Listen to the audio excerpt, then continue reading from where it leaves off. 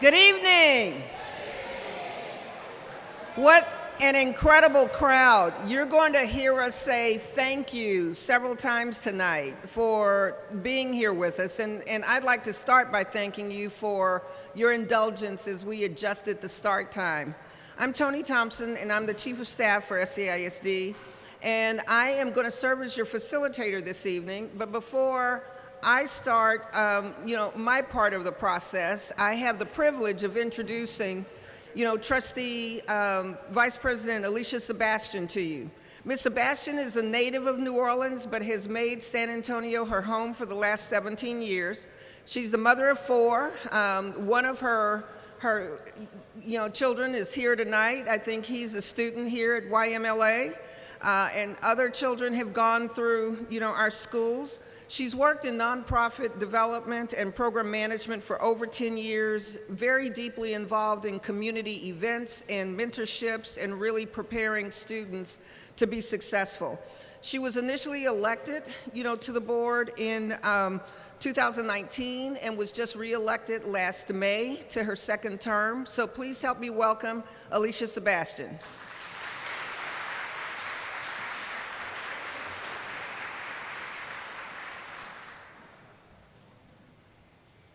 Thank you, Ms. Thompson. I appreciate that introduction. I was just sharing with Jaime, I think that bio is outdated. This year, I've been here for 20 years in San Antonio. That's crazy. Time has flown by. So this is home for me. Also, Eastside is my home. She said my baby was in here, but I think he ran away. So if anybody see Jackson, can you please tell him to come to the front? Well, welcome everyone, and thank you all for joining us tonight. As stated, I am Alicia Sebastian, the Vice President of the Board of Trustees of one of the best boards in the nation, in our opinion. And I thank you all for being a part of this robust conversation with us tonight. Before we get started, I have to acknowledge the wonderful work of the staff here at YMLA who have put everything together to host us tonight, so we want to give them a round of applause. Thank you so much. Also want to thank our district staff for the work that goes on behind the scenes to make sure that we look like we know what we're talking about when we're up here, so thank y'all for all of y'all support. Also, I want to acknowledge my fellow board members. We have Trustee Torres here. She is our newly elected trustee, and also Mr. Art Valdez is here. All right, so again, we are excited to be here in the D2 neighborhood. I have to also say that this is probably the 2nd largest turnout that we've had, and the first one was at Sam Houston. So D2 is showing out. Thank y'all so much for y'all support. That really shows how much you all are invested in this conversation, and we just want to know how important this community engagement aspect of this decision is really important to the decisions that will be made moving forward. Let me share a little bit of history with y'all about how we got here. On June 20th, the trustees and I put forth a resolution that called on district administration to thoughtfully and comprehensively analyze each campus to ensure we're providing a high-quality education for each and every student. We wanted to know whether resources are fairly distributed to support all students and all campus staff. And if not, how may we improve our operations to ensure a thriving culture for all? So, of course, when I came to the board, I'm in my 5th year now, I was a parent and I was very concerned here on the east side of San Antonio, wondering why it appeared that some schools were getting better programming than some of the schools that we saw here.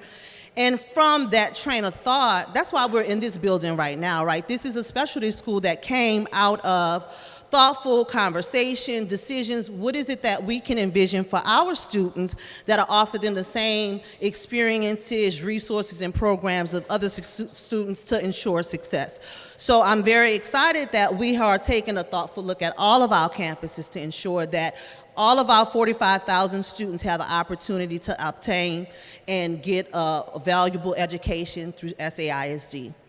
I also had an opportunity, along with a few of my trustees, to travel to other districts that had this decision to make, to learn some of the good, the bad, the ugly, and we really did put a lot of thought into how we wanted to approach this conversation, which is very challenging. I must say that this is not a conversation that I thought that I would have when I came to the board, but it's a conversation that we know is important if we're going to do what's right fiscally, but more importantly, to make sure that our kids have equitable outcomes across the district. Prompting this study was a decline in student enrollment without corresponding decrease in the number of buildings that serve students. I think it's also important to note that this conversation has been going on for over 20 years. So it's not a new conversation, but this is a conversation that we felt was necessary for us to really dig into before things get worse, honestly. In other words, we're putting our money and resources into too many buildings, and we could be putting more of our money and resources into educating our kids, fully staffing our schools, and fairly compensating our staff. We put forth this resolution knowing that a study of this kind could result in recommendations to close or consolidate school buildings, not as a punitive measure, but as a strategy that is forward-thinking, courageous, and brave. Change is hard, but with change comes opportunity. And this is our opportunity to reimagine a better education and better future for our children, a better future for all the educators who mentor our children's growth. Tonight, we look forward to hearing your thoughts on how to ensure the results of this study meet the needs for a brighter future. We could not do this without you. So again, we thank you so very much for investing your time with us tonight, and encourage you to be transparent, to be open, to share all of your concerns. Again, I live in this neighborhood. My kids go to schools in SAISD. I work with colleagues who've invested many years in making sure that we're trying to do what's right by students. And in order for us to make sure that we're representing the entire community, we need your voices tonight. So with that, it is my honor to introduce one of the best superintendents on this side of heaven, Dr. Jaime Aquino.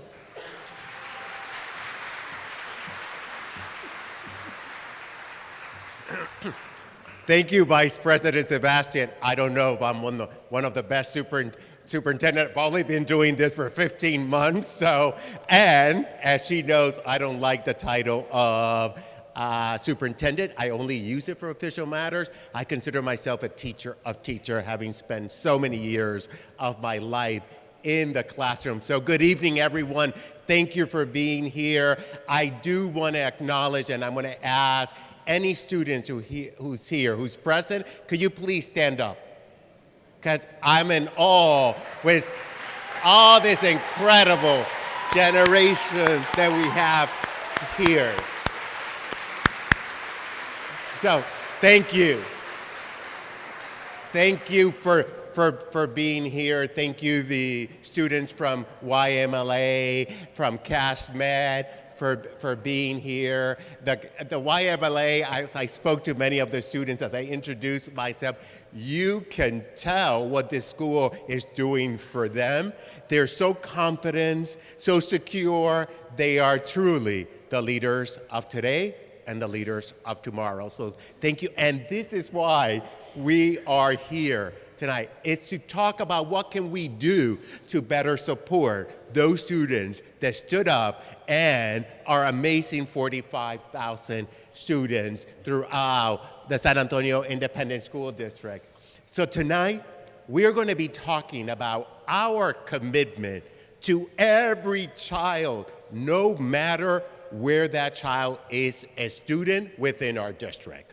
We need you to know that we are committed to engaging, educating, and empowering your kids like if they were our own, so that they have their power to shape their world and pursue a brighter future.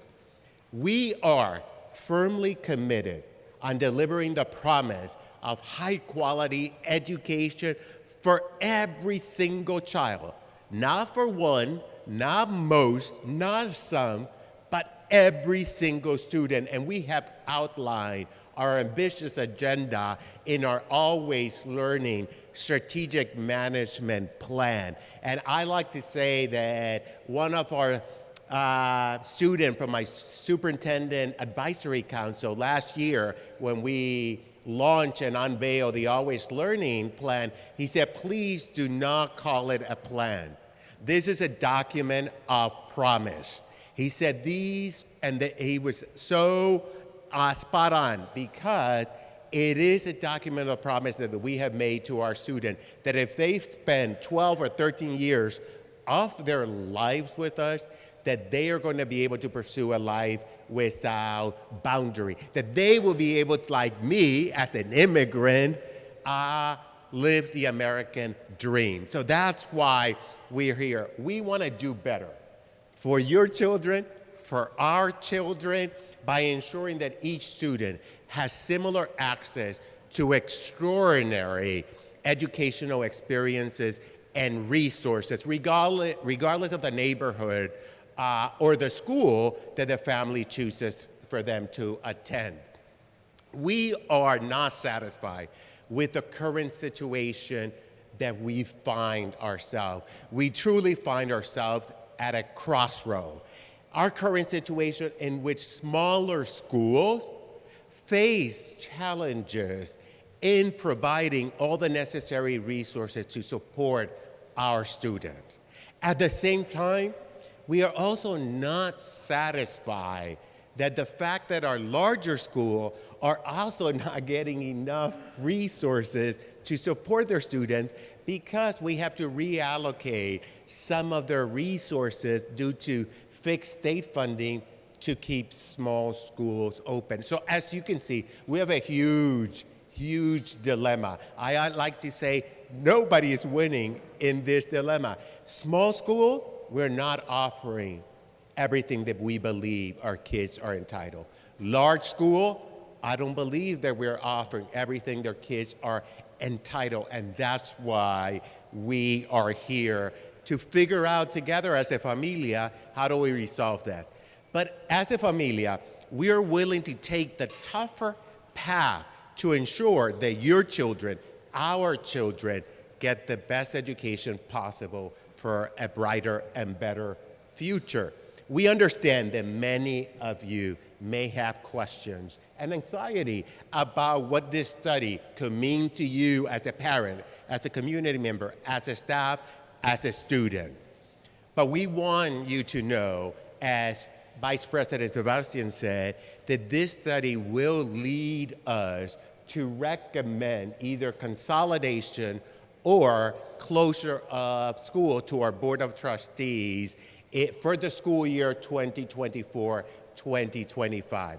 But here's the important part that I want you to be aware.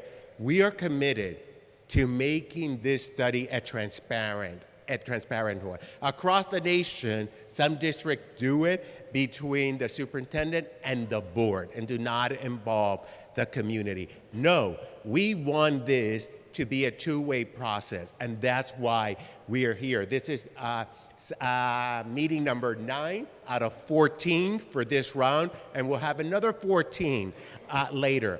We promise that we will keep you informed, and we are eager to hear your thoughts too. Your input matters, and we're grateful that you're here to work with us. As I said, you will have a voice in this process, and today, specifically, we want you to become familiar with the Rightsizing framework. The framework is the criteria that we will use to look at each campus to make a determination of what will happen. It is a draft, so we just want to know what other ideas do you think we need to include. We know that these decisions are not easy to make. They are complex. I think Trustee Sebastian said that when she got elected, this is not a conversation she wanted to have. When I got here, this is not a conversation that we wanted to have. Superintendents across the country get fired over school closures. And I love the familia. I love SAISD. I don't want to get fired. So I am committed to making sure that this is transparent and that we listen to your hopes, your dreams, your fears as we embark in this journey. And there's one important value that we in the district believe and we want to share with you today, and that is our firm conviction that our resources, as thin as they are, should be distributed fairly to support all students. We also have another belief as a district, which I believe the city of San Antonio and all of you will probably agree, a value that we treasure deeply, and that is that the members in our community or in our family that are the neediest one need more support, more resource, and more love than some that might be in more advantageous position. So that is about creating a much more fair and just society for all. It is important to know that the Rightsizing study could begin to reverse years of growing systemic inequity, where some students attend better buildings, they have greater extracurricular activity, higher spending, and better academic opportunity than others. And we want to make sure that we're able to provide that to all our students. So once again, thank you all for being here and for giving us your thought. Together, we're going to build a better and stronger plan so that we can deliver on the promise of a better future for our students. And with that, I want to turn it back to our Chief of Staff, Tony Thompson, and a little bit about you because she didn't say this. Tony Thompson does not need introduction.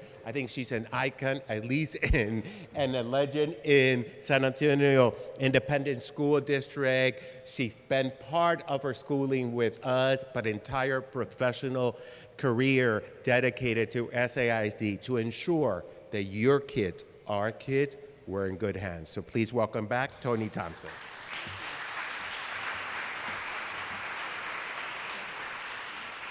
Good evening again. Whenever someone uses the word legend, it means that they've been here a long, long time. And I'll acknowledge that. I'm fortunate to have been able to live in SAISD for my entire life, went to schools in SAISD, and I've worked for SAISD since 1980. So it's for those reasons that it's an honor to be able to facilitate this rich conversation, with you tonight. This is about, certainly for me, from a personal perspective, it's always about protecting the district, and that includes our students, our families, and our staff, and wanting to ensure that we're doing everything that we can to make sure that our students and staff have what they richly deserve. So over the next couple of hours, we're going to spend some time having this deep conversation about the future of SAISD and whether or not the district is best positioned to deliver on the commitments and the promises that will help us ensure that we provide a high-quality education to every student in every community.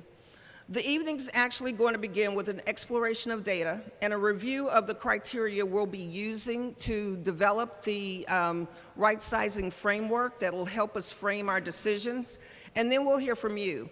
And hearing from you is going to happen in about 20 minutes, and we're going to assign you to stations so that you can ask questions, learn more about the framework, and provide your invaluable, feedback. So your voice is going to be very important as we shape this decision-making process that we will use and apply to these decisions. Before I get into that, though, I want you to look at a card that's kind of a centerpiece on your tables with the definition in English and Spanish of thrive. And we focus you on this term, this word, because you're going to hear thriving and thrive a lot this evening. And not just this evening, but as we continue to go through this process to again ensure that our students and staff have everything that they deserve so that they can be successful. So by definition, thrive means to grow, develop, prosper, or flourish. And again, that's what we want for every student in SAISD. Superintendent Aquino mentioned the district's strategic management plan, which is called Always Learning. And it was developed last year and was created as a plan with unprecedented community input. Over 6,000 individuals responded to a survey, and our task at that point was to take feedback from them so that we would commit to have a long conversation with community about what it would mean to be successful, or what it means to be successful or thriving. We convened a committee of 50 diverse members that included students, staff, parents, families, school leaders, and others, so that they could give us specific input and feedback about what it would take to create a thriving campus, a thriving school district, and a thriving community. We also went back to the community to ask them, if you had $100 to spend on a thriving school, what would that school look like? We had 2,000 individuals respond to the survey. 52% of them were students, and these are the top 10 priorities that came out of that feedback for a thriving school. The first is to make sure that we have welcoming and safe campuses. And I doubt that there's anybody that would not have that as one of the top 10 priorities. In light of everything that's going on in communities around the country, everybody wants to make sure that a campus is safe and that it's also welcoming. The second is to offer extra support for struggling and advanced students. We certainly want to provide hurdle help for students that may need some additional support, and we want to make sure that advanced students are challenged and have opportunities to be creative and to advance. The third one is what we've heard more about than anything else since the pandemic, and it's about mental health and mental health resources. Superintendent Aquino has a student advisory committee that meets with him once a month. And the resounding theme last year for those students was that we need more mental health resources in our schools. And these students represented all of our high schools and all of our middle schools, and that was the recurring theme. We need more access to mental health resources, and we certainly understand why that's important. The fourth is to prepare students to be at or above grade level. At grade level should be the baseline. You know, we never should think about not preparing students to be at least at grade level. Certainly, it's important to make sure that we have resources, all the resources that students with disabilities, would need so that they can be successful, and to help students become independent leaders and thinkers. Also, they wanted to make sure that we maintain up-to-date technology. Our IT team has done a good job of accessing those resources with the support of the board over the last several years. But we need to continue to do that because technology becomes outdated, and we want to make sure that all of our students and staff have those resources as well. Certainly, they talked about embracing family and community, and that's why we're going through this process with you. As Superintendent Aquino pointed out, and this was never a thought for us, but many districts make this decision by just having administration and board communicate and decide what action they're going to take with respect to school closures and consolidations. But that was not our decision, and we know it's important to embrace community. The next one is really not hard to understand at all, and it's about offering a wide variety of extracurricular activities, whether it's fine arts, whether it's other UIL activities, whether it's, athletics. We know that extracurricular activities bring students to school, keeps them engaged in school, it helps them stay focused on academics so that they can participate, and it brings communities together. And all of those are incredibly important. And then the last one is to have up-to-date furniture and equipment. We want to make sure that we have state-of-the-art facilities on all of our campuses, just like many other school districts do. So those were their top 10 priorities. Later, you're going to be able to get more information about the thriving profiles, and again, have an opportunity to provide your feedback and insight as well. But our thriving profiles cause us to reflect on whether, in our current reality, we're positioned to deliver on the decisions or the definition for successful and thriving schools. This reflection drove us to our data, and we concluded that we're at a crossroads right now. And because we're at a crossroads, either we have to engage in these important yet challenging discussions, or we continue to tolerate the inequities that we know currently exist. And as stewards of our children, we're obligated to ask, can we live with a system that offers more resources and support to some students, yet not offer it to others? And our position on that is no, that would not be okay. So whether you have spent your entire life in SAISD, or whether you're new to the community, or for some of you who are here this evening, you've even brought your children into our community from other school districts, you're probably wondering, so how did we get here? Our data tells us this, and if you'll just kind of look at this graphic representation, we've been involved with declining enrollment steadily for 20 years now. Steadily declining enrollment. 20 years though, 20 years ago was not the first time that we started, closing schools. That has happened over time. And I will give you one example just because of this historic, awesome building that we're in. Wheatley as a high school closed in 1970. It wasn't specifically about student enrollment. It was because that was the beginning of desegregation, but it did close. And then we had other schools in the community that closed over time. But over the last 20 years, there's just been a steep decline. And we've not closed school buildings at the rate of the enrollment decline. And we've been reluctant to close schools, and who wouldn't be? It's not an easy situation. Again, it wasn't easy in 1970. It wasn't easy in 1998 when other schools were closed. And it hasn't been easy since then. To give you some context, I'm going to share a couple of examples that will just kind of provide some context.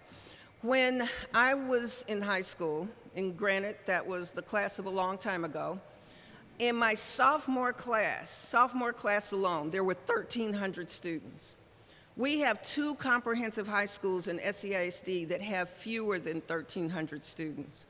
My senior class had 950 students. Again, pretty large numbers compared to the sizes of our graduating classes now. And it's because of the enrollment decline. Another point that I'll share with you is comparing our schools and facilities with the 2 largest districts in Bexar County. Northeast ISD serves 60,000 students on 70 campuses. Northside serves 102,000 students on 125 campuses. San Antonio ISD serves 45,000 students on 98 campuses. So again, you can see that our numbers over time have just declined significantly, yet the buildings are still open and operating. So we did invest in innovation, and this graphic will show you where we were with respect to enrollment in 2010. It was 48,600. And in 2014, the district started to innovate to try to bring more students into the district and to try to keep the students that we had. And that was manifested by transforming 35 campuses, and 32 of them were part of 1882 partnerships. And then there were others that transformed as well. YMLA is one of those special campuses that not only was able to serve SAISD students, but undoubtedly there are many of you here that probably have children enrolled that do not reside in SAISD, and we're happy about that. In 2021, we had 2,000 out-of-district boundary students attending SAISD schools. In 2022, that number of out-of-district transfers was higher than in any other district in Bexar County, including Northeast and Northside. I was even surprised to hear that, because I thought, oh, Northeast probably has more out-of-district students. But no, in 2022, SAISD had drawn more students from out of district than any other district in Bexar County. And again, that includes some of you who are here, that have your sons enrolled at YMLA. Despite all of those efforts to innovate, our enrollment has continued to decline, and we have 3,000 fewer students now than we were projected to have as a result of a demographic study that was conducted back in 2008. So across the district and in every community, enrollment has declined significantly and steadily, and these are the primary reasons. There are two major causes. The first is the declining birth rates. Families are not having as many children now as they did years ago. So that's the number one cause of the declining enrollment. The second is the lack of affordable housing in the urban core. If you drive up and down Broadway or in areas of, the SAISD boundaries, you'll see lots of apartments going up, lots of condos. You don't see lots of affordable housing. When families decide that they want to purchase homes, there aren't many times and opportunities that they are able to afford to purchase them in SAISD. It's easier many times to purchase them on the perimeter, somewhere in the other districts that lie outside SAISD boundaries. In addition to that, the under 18 population has declined by 14% since 2010. So again, for the last 13 years, the under 18 population, which would be in our schools, has declined by 14%. And births have declined by 36% in the SAISD zip code since 2007. So again, declining birth rates would be the number one reason for the enrollment decline. Only 20% of the decline in enrollment is attributed to students who live in SAISD boundaries going to school outside our boundaries, either to other public school districts or to charter schools. So what does it mean? What does all of this mean? It means that we are spread much too thin, and it creates some inequities and experiences that aren't being provided in an equitable manner for all students across the school district. Our smallest schools are more expensive to operate, yet they offer fewer programs and services. And smaller schools are more likely to have some of these scenarios that I'll share with you. One, if we have a very small elementary school that might have 10 first graders and only 9 or 11 second graders, then we have to create a split classroom.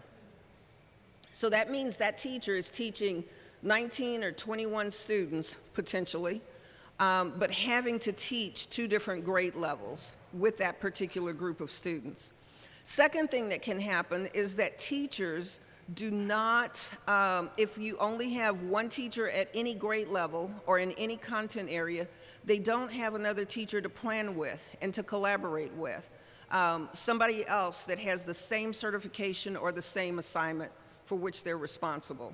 And there are other reasons that are listed here as well, and those include, having fewer extracurricular opportunities. We've heard a lot of feedback during the 8 meetings that we've held thus far about, if the schools are, consolidated or merged, will students be able to have art? Will they also be able to have music? Just because in our smaller schools, they don't always have opportunities to have all of those offerings.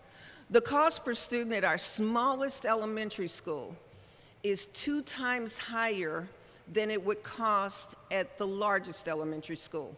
And the same trend holds true for the other configurations. So for academies, the smallest academy costs 1.9% higher or more than it would cost to operate a large academy. Middle school, it's 1.4% higher, and high school would be 1.8% higher. This isn't a new story. It's not, because although we have in SAISD closed some schools or consolidated some schools or repurposed some schools, all of those have similar but different meanings over time. It was in 2008 that we had a very focused effort on consolidating some schools. And we closed 6 in 2008 and then 3 more in 2009. And it was in 2008 that a demographer created this graphic that illustrated where we've been since, and it was over where we had been since 1998 and where we would end up if we didn't continue to keep up with the pace of the declining enrollment by consolidating schools on a regular kind of basis based on need. So 15 years later, we offer this video that will illustrate the differences between the haves and the have-less schools. So if you would, just watch the video. This is a tale of two schools. Our first school, Mountain Elementary, is fully enrolled and nearly every seat is filled. Like all schools, Mountain receives money based on the number of students, as well as their needs, such as whether they are English learners or they receive special education support. Since Mountain is fully enrolled, it has a full staff and offers a wide range of programs. That's why they can afford a full-time music teacher who provides after-school opportunities for students and who organizes performances for parents throughout the school year. Mountain has more than one teacher for each grade level and subject, so students benefit from teachers that can plan together. If a student and teacher pairing is not working well, parents can ask to move their kids to another class. At Mountain, when a student with special needs requires extra support, the services are provided right at the school by a full-time specialist. And when a student is in crisis, there's a full-time mental health professional on campus who can speak with the student on the same day, usually within minutes. Mountain enrollment allows the principal to decide whether to hire an instructional coach to support teachers, an intervention teacher to help kids who need to catch up on reading or math, a full-time librarian, or a family and community engagement specialist to work with families. Because Mountain is fully funded, the school can afford to send teachers to summer training to learn new strategies and share ideas with teachers from across Texas. Now let's take a look at our second school, Ocean Elementary. Ocean is under-enrolled. This means that their building has lots of extra space and empty seats. Because they have fewer students, they generate less state funding than Mountain Elementary, and they cannot fully staff their school or offer a wide range of programs with the money they get. To help Ocean, the district must take some money from Mountain and other schools so Ocean can provide necessary services. Since Ocean cannot afford a full-time music teacher, they hire one part-time. This means the teacher is not always available to provide after-school opportunities for students or organize performances for parents throughout the school year. Because Ocean does not have more than one teacher at a grade level in each subject, the teacher must plan alone. If a student-teacher pairing is not working well, parents cannot move their kids to another class and must take their child to another school. At Ocean, when a student is in crisis, there may not be anyone on campus who can assist immediately. It could take hours or days to connect the student with help from a mental health professional. At Ocean, when a teacher or student struggles, support must be provided by the principal or assistant principal. They may not be able to afford an instructional coach, intervention teacher, librarian, or family and community engagement specialist.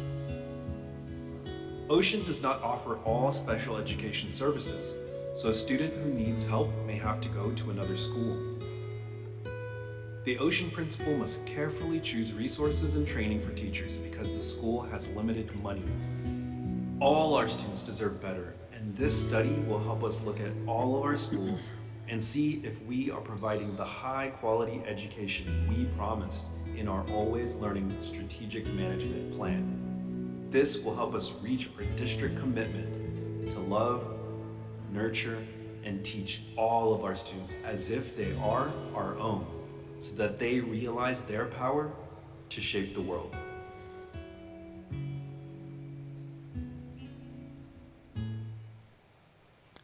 We want all of our schools to have the same kind of resources like those that were provided at Mountain Elementary School. We want all of our students to have educational experiences and opportunities that will help them thrive and be successful. We think that Rightsizing can help us accomplish that. And when done right, Rightsizing can lead to stronger schools by aligning the number of campuses and their capacity with the right number of students. And that can, again, help us make sure that students have the resources and the support that they need. So to address our declining enrollment in excess buildings and inequitable experiences, our board called for staff to study our capacity at its June board meeting, and they directed us to develop a framework in collaboration with the community to evaluate all campuses. So you see here that June 20th was the night that the board approved the resolution for us to develop this right-sizing framework, and again instructed us to come out into the community and to gather input from you so that we could, finalize our framework for decision making. Between August 17th and September 12th, we will have conducted 14 community meetings like this one in the first round. And then later we'll conduct more. On September 18th, we'll take a presentation to the board for their consideration. There won't be a vote that night, but the presentation will focus on the framework that will have used for the decision-making process. After that night, we'll launch another round of 14 more community meetings so that we can go back into the community and share information and be prepared then on November 13th to take a final recommendation to the board. There won't be any decisions made that would cause a school to be pulled out of whatever the package is that's going to be recommended. So for instance, if Ocean Elementary happened to be an SAISD school, and if a trustee or trustees said, we'll support the plan, but we have to take Ocean Elementary out, then the full plan will not move forward. So this will be a complete package that's presented, and it will be something that will have to be decided on in its totality. After November 13th, if the board moves forward, then we will spend time deploying transition teams. We have a transition team that works with the Office of Access and Enrollment that includes former, campus administrators and others who will go out into the community to help parents and students work through this process, and they will also help the principals facilitate, the process to make sure that parents are being heard, that we understand what parents want for their children, and that we're in a position to accommodate, those requests. There will also be a transition team deployed from Human Capital Management that will go out to the campuses to work with staff members. What we want to make sure that is very clear is that we're going to stand by our staff, and we will do what we have to do to keep them and to make sure that they know that we will provide opportunities for them, albeit in a different setting. So today we're sharing the framework that guides our decision making, and it has 3 components. The first component is values, and that's what we really care about. It's the norms that define what we care about, what's important to us. The second is primary criteria, and the third is contextual criteria. For the values, and these are just very succinctly defined, but very clear about what's important. The first is that we want to foster thriving schools with thriving students. The second is that we are going to be intentional about supporting families and students. We're going to stand by our staff, as I mentioned, and work with them to find and secure assignments. We're going to view all criteria through an equity lens, and by definition, equity means fair and just. Equity and equal are different. They're similar, but they're different. Equal means exactly the same. Equitable means substantially similar, and that's important to us. We're going to reimagine our buildings. We will not leave abandoned buildings in the community if schools close. There will be different opportunities to reimagine those buildings, to include things like creating 0 to 3-year-old centers, for children, so that parents have a different kind of, daycare or schooling experience for their children that are under the age of 3. These won't be operated by the school district. There would be other partners like the city that would come in to operate those.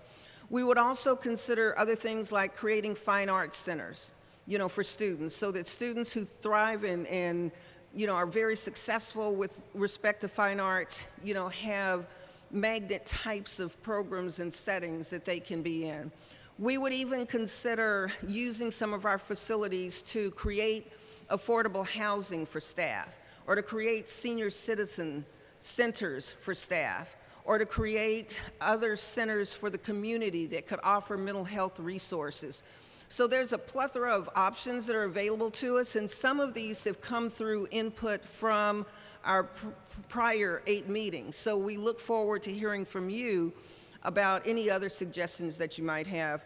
And then, of course, we always want to make sure that we're updating and renovating facilities. So let's pretend for a minute that Ocean Elementary, again, is one of the SAISD schools, and Ocean was scheduled to have some bond work done or started in another year or 2. Well, the bond monies would follow the students, whether they're going to Mountain Elementary or Valley Elementary, the bond funds would follow them so that we can continue to upgrade our facilities, because our students and staff deserve state-of-the-art facilities as well. The second component was primary criteria, and those are the statistics that identify small schools to include enrollment, how many students are enrolled, facility use, how much of the school is actually utilized, and then the third is facility cost per pupil. How much does it cost to educate a child on that campus as opposed to other campuses? And the last one is contextual criteria. So this helps us consider other contexts when making decisions. It's not just about primary criteria. And that includes identifying the best receiving schools, meeting the needs of families and students, and then certainly meeting the short and long-term expectations that our board has established for us in terms of goals, guardrails, our strategic management plan, and our thriving profile. So we are about, in a couple of minutes, to not dismiss, but to deploy you to go to stations, and I want to give you some instructions before we leave, before we let you move to the stations, because it's time for you to give us some feedback and to be able to ask questions. So first of all, please look for a passport. Everybody should have a passport on your table. Looks like this. And you should have a colored sticker on the passport as well. So mine is pink, and the color of your sticker will determine which is the first station that you'll go to. So for instance, mine is pink, and the pink is Thriving Profiles, and it's all the way in the back corner. There are other stations that are color-coded with your stickers out in the hallway.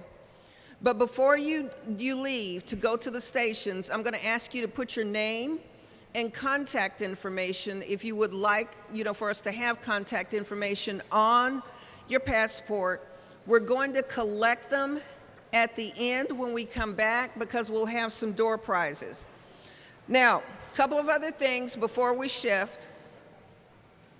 While you're going through the stations, Superintendent Aquino and Trustee Sebastian are going to be working on the affinity station and collecting all of the feedback, synthesizing it so that they can report out during the reflection period.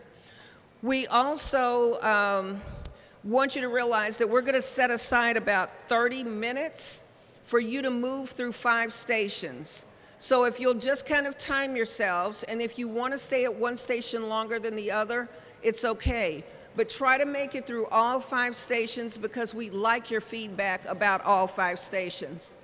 When it's time to come back, I'm going to signal you with this. When it's time to come back, you'll hear the chimes, and then we'll get started again. So if you would now, go on and go to your stations.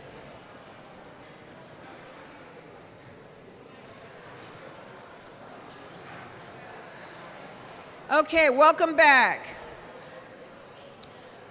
If someone asked for a definition of engagement in the dictionary, we would video this experience here, because this has been real engagement, which is awesome. Awesome, awesome, awesome. So I'm going to ask Superintendent Aquino to come because he and Trustee Vice President Sebastian are going to share reflections, which includes capturing some of the comments as they work the affinity station. Well, I would want to echo what Tony Thompson said. The feedback and the level of engagement, I think, has been the highest that we have had in all this meeting. Thank you, Isai. Thank you, thank you. Thank you very much. It is really helpful. Let me tell you what we're going to do now.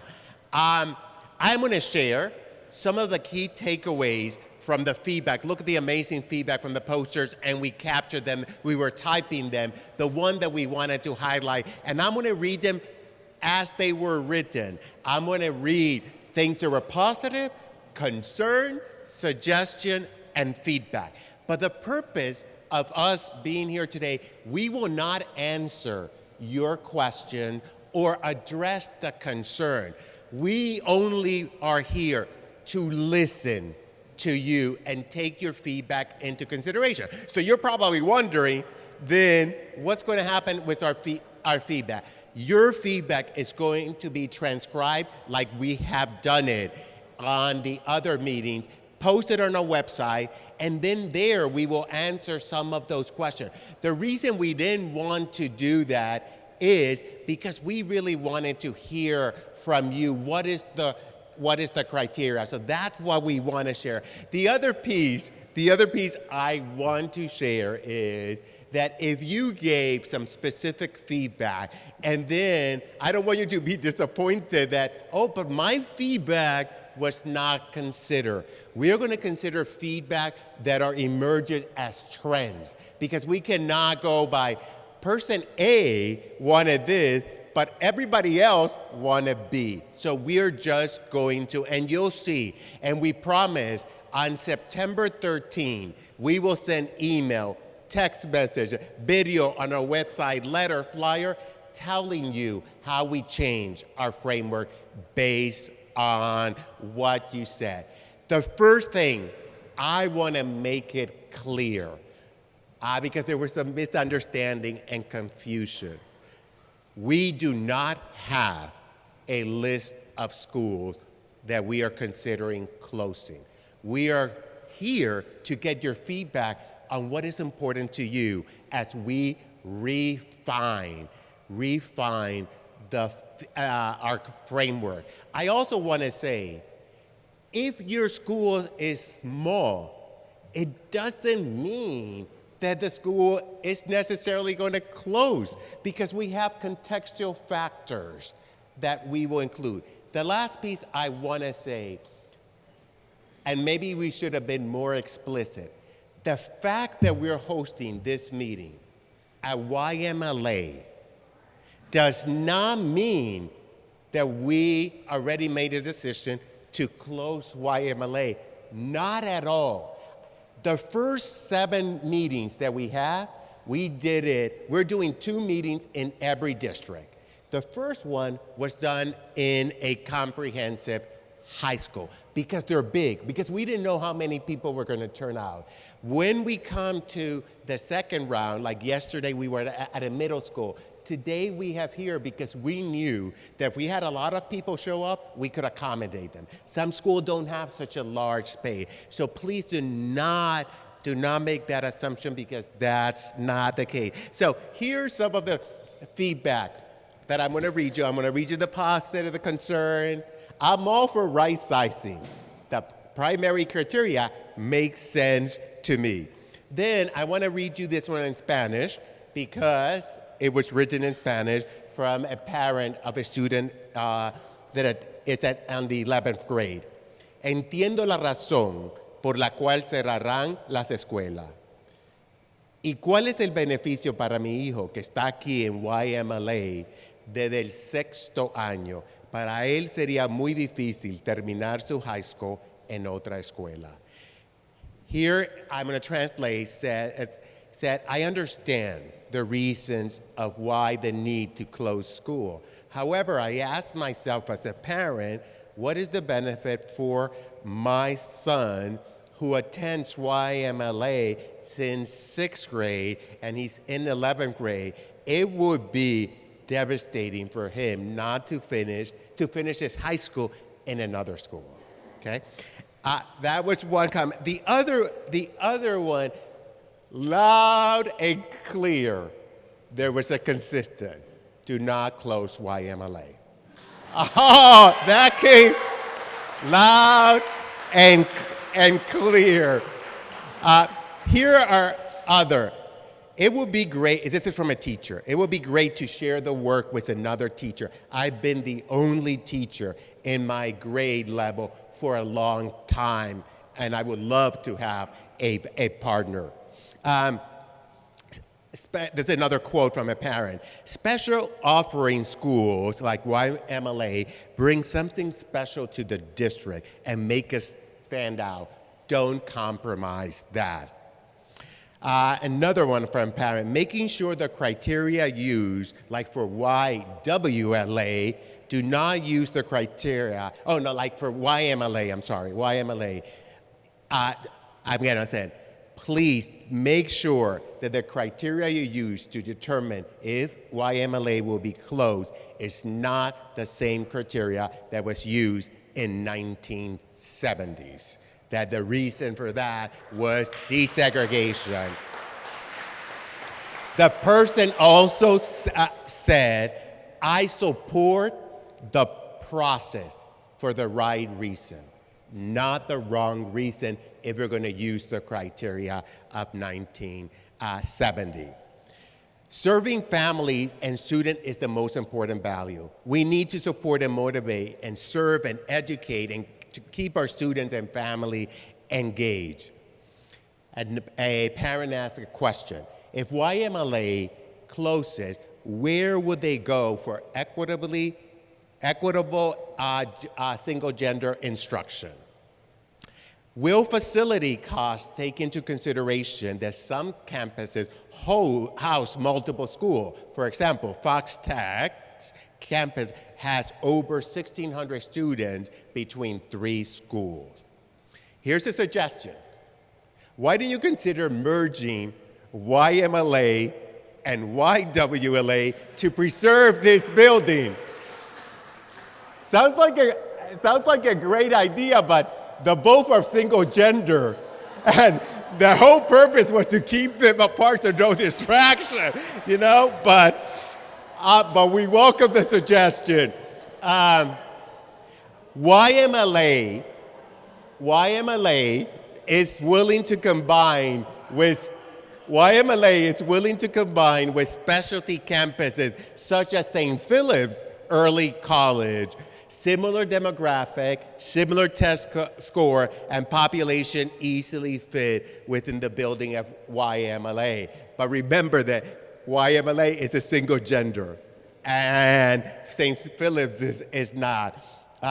Parent code, have YMLA on social media. They don't know who we are. Since we are small, our boys are just as great as the bigger school. I would love for the district to share a list of merging schools, combine smaller schools, but keep the essence of the schools that are close. Website was very informative with a lot of important data for parents, community to have a clear and concise information on reason, easily accessible. Again, there isn't enough marketing for YMLA. The community does not know what we are. And then, let me see. There was one on COVID that I really wanted to read. Oh, yes, from a parent. Stand by your staff. COVID made us realize how important teachers truly are. The staff puts their all into the student, and they are underpaid. And that is so true. Then there was a quote from a student who said, I like that you are including advocating for students.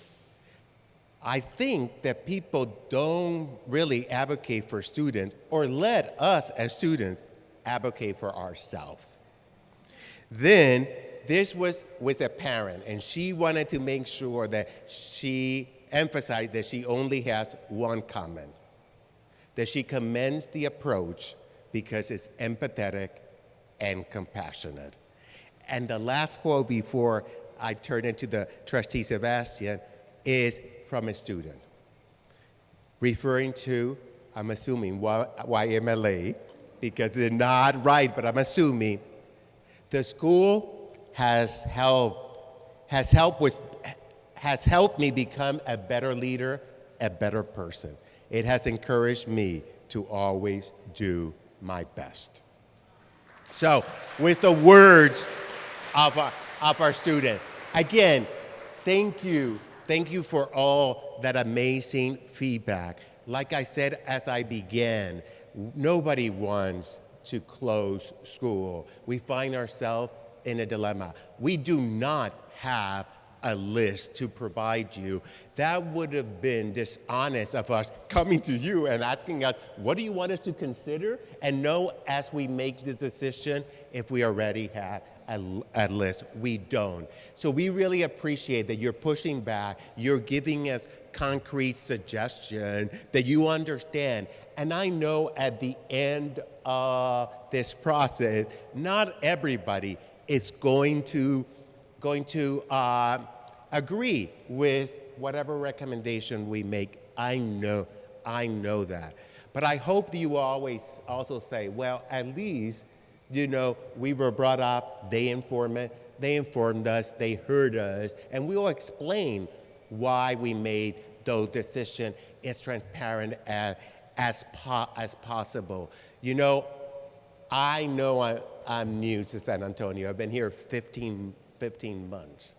But this is my family. This is my familia. I love this district because of the people. You come here, the East Side, turn out incredibly at Sam Houston, and today at YMLA, because you care for our schools. You care for your kids. I tell you that I love this so much that I am now a true San Antonian because I did close on a house. I haven't moved because I'm doing some renovation. And let me tell you, my family cannot believe that I've only been here 15 months and I already bought a house. They can't believe it because I left New York to go to Denver, to where I was there for 5 years, LA for another 4, never bought anything.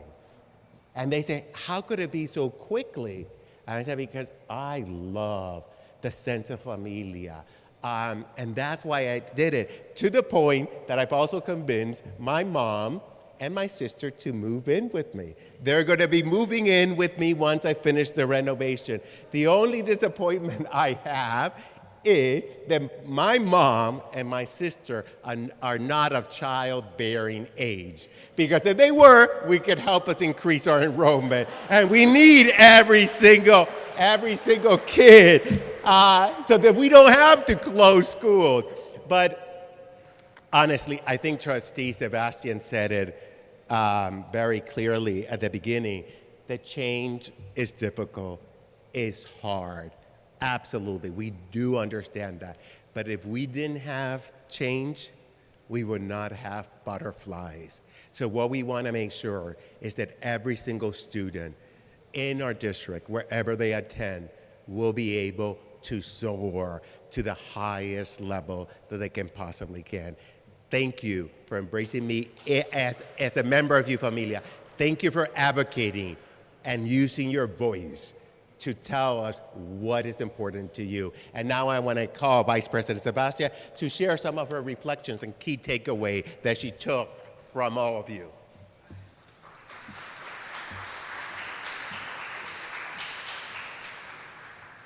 Thank you so much, Dr. Aquino, and thank you, community, for showing up. Before I get into my reflections, I do want to acknowledge our energetic, passionate superintendent. It is a joy to work beside someone who he's coined himself the teacher leader. He's the teacher of teachers, and his commitment to engagement is something like you've never seen before. Most superintendents will make decisions and say that y'all have to deal with it, right? But we have been blessed to have somebody who works alongside us and alongside our community. So I just want to publicly and openly say thank you for your dedication to our students. All right, so there are some values that stood out for me, and I just wanted to cry when I heard some of them, especially the ones from the students. I have to brag, this is our second meeting in D2, and this is, again, the most feedback that we've received, so you gotta give yourselves a hand clap. Y'all are advocating for y'all schools, and I'm loving every minute of it. So here's a quote from the staff, and these are relevant to the values. Thriving students are happy students. College and career is important. Students learn better, and thriving schools and families are more engaged. Of course, that thriving word is coming up over and over and over again. And these are some themes from our students, which lets me know that whatever the program is here at the school is really working, because these kids, they know what they're fighting for, and they know how to articulate and express that. One student said, we're like a family here at YMLA. Why should we have to break up our family? Another student said, I'm a student and I feel like YMLA is like a family. I enjoy that it's just us guys. We can truly be ourselves and focus on education. If YMLA has to close, we should have our school. Wait, if YMLA has a school, we should have our school, YMLA. Oh, it's trying to say if YWLA has their school, we should have our school, YMLA. That's right, advocate, that's right, I love it. The next quote from a student is, where's the request for student feedback? We should be the most important feedback group, and you absolutely are. And you all have the most student representation than any meeting we've had to date. So great job, leadership, great job, parents, more great job, students. Thank y'all for sharing your voice. So here's some suggestions and recommendations. I love the way y'all brag on y'all school, man. With one art teacher, YMLA Middle School Arts Program wins more regional UIL medals than any and all other programs except YWLA. I guess y'all have a little competition going on, huh? I guess so. YMLA High School Art Programs wins more regional UIL medals than all comprehensive high schools, second only to YWLA. Great job. A quote from a community member, I taught for 30 years and went to school at Wheatley. Rightsizing is the right thing to do. If our schools don't have enough students, then it's the right thing to put kids together. Next quote is, although it's hard knowing enrollment at YMLA is not high enough, I do understand that utilizing monies used to maintain the facility could be put to better use if directly used for students and staff. Consider schools with historical values as you right-size. Districts should reach out to the community and block walk to seek new students. This is being done for and at the charter schools. This is true. Parents outside the district come to SAISD for smaller schools and family environment. Have you considered this when deciding to close schools? Let me see a hand of parents who drive from outside of the district to look at this, to bring their kids to this amazing school. I gotta give y'all a shout out too. That speaks volumes. Thank you for your commitment. Let's see, YMLA is a historic school under good leadership. Where's Mr. Brown at? You hear that? That's for you. We need advertisement like a charter. The numbers are important, but so is the spirit of the school. That's right. In that vein, I'm gonna share something really quickly. So, y'all have a very, very robust parent PT SA program, right? And I want to get involved, but I'm a little scared of y'all, honestly. So I'm like, no, I'll just stay over here.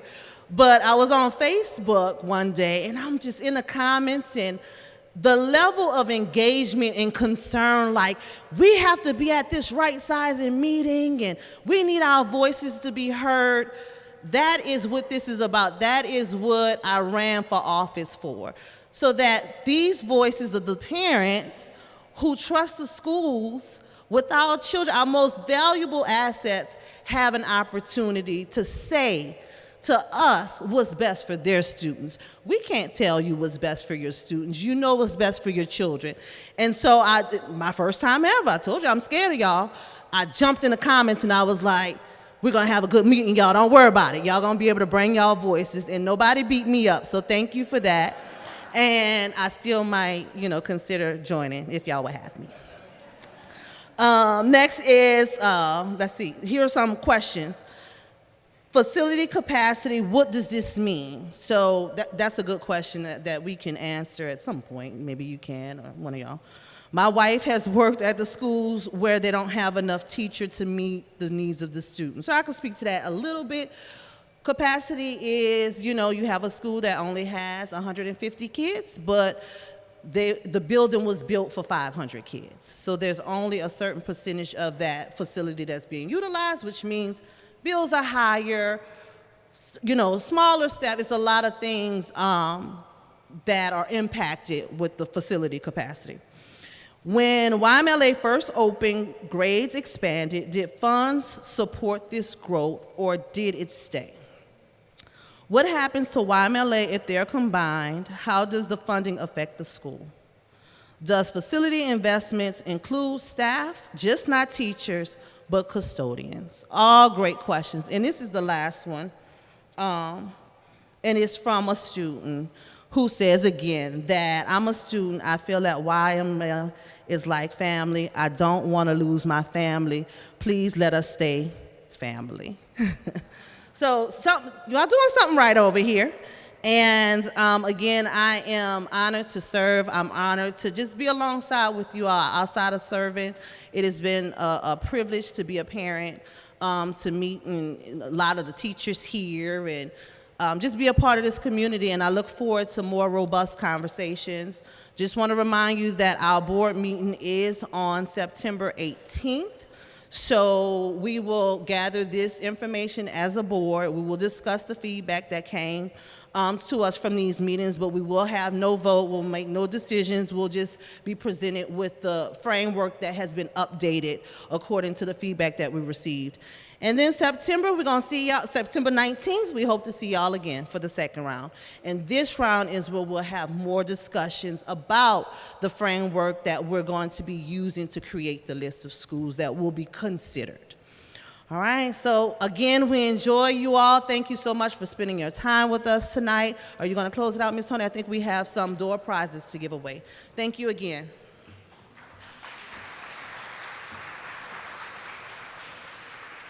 Thank you, Ms. Sebastian. Thank you, Dr. Aquino.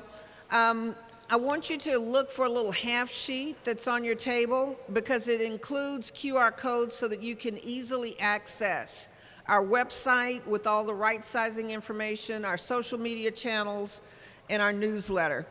So we have a basket with big sunflower on it, and if you have not turned in your passport, is anybody still holding on to a passport? Please bring your passport so that we can award these door prizes, and you must be present to win.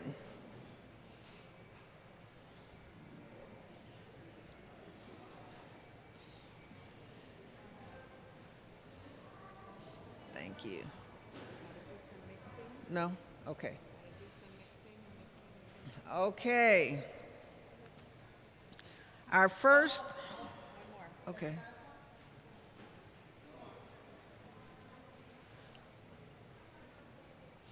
Our first winner is Lynette Rodriguez. Is Lynette here?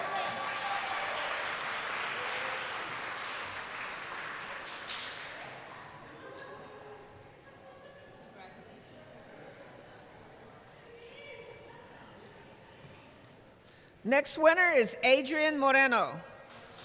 Adrian?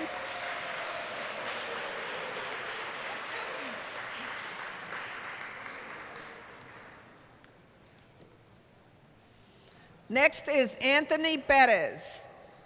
Is Anthony here?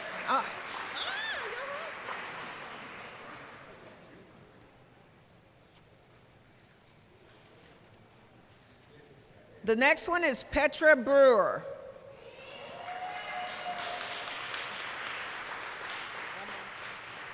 We have one more. Ricardo Perez.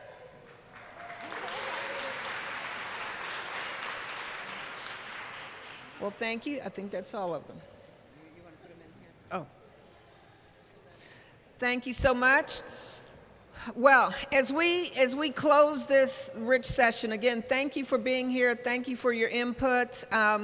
You're here because you care about your children, our children, the district's children, and we appreciate that. And this is such a tremendous turnout that the support means a great deal, and we look forward to seeing you in the next round.